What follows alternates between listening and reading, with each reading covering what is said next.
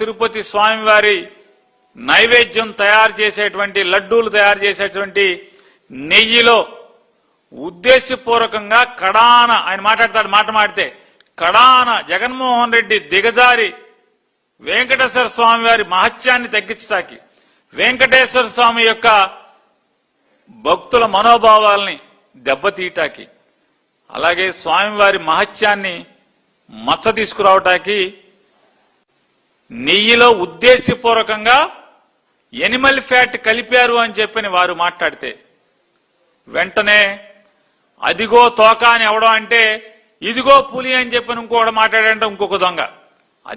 అదే రీతిలో ఆయన ఎనిమల్ ఫ్యాట్ కలిపాడు జగన్మోహన్ రెడ్డి అని మాట్లాడంగానే వెంటనే పవన్ కళ్యాణ్ బయలుదేరిపోయి ఎనిమల్ ఫ్యాట్ అంటే జంతు కొవ్వులు కలిపాడు జగన్మోహన్ రెడ్డి, పంది కొవ్వు కలిపాడు, అలాగే చేప కొవ్వు కూడా కలిపాడు జగన్మోహన్ రెడ్డి గారు.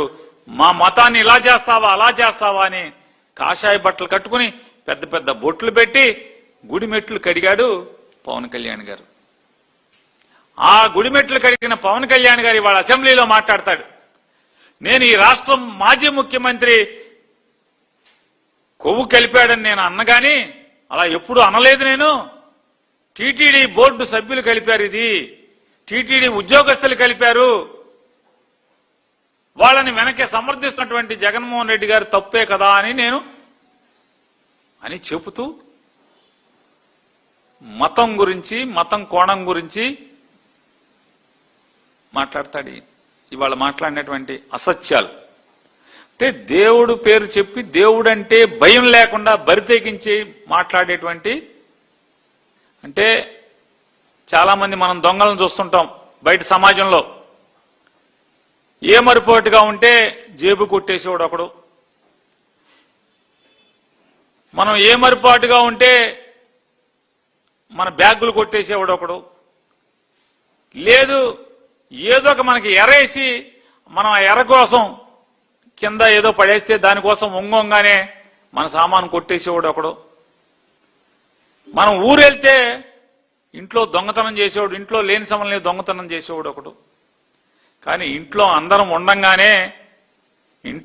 ఉండంగానే తలుపులు బద్దలు కొట్టి తుపాకులతో కత్తులతో నరమేధం చేసి ఇంట్లో ధనాన్ని దొంగతనం చేసేవాళ్ళు ఒకళ్ళు. అంటే దొంగల్లో ఎంత బరితెగింపుగా ఉంటారో చూసుకుంటే మనం ఈ చివరి జాతికి చెందినటువంటి లక్షణాలు ఉన్నటువంటి వాళ్ళు వీళ్ళు కాదా అని నేను అడుగుతున్నా. రాజకీయ నాయకులు వీళ్ళు ఇవాళ మాట్లాడిన భాష, అసత్యాలు, నిందలు.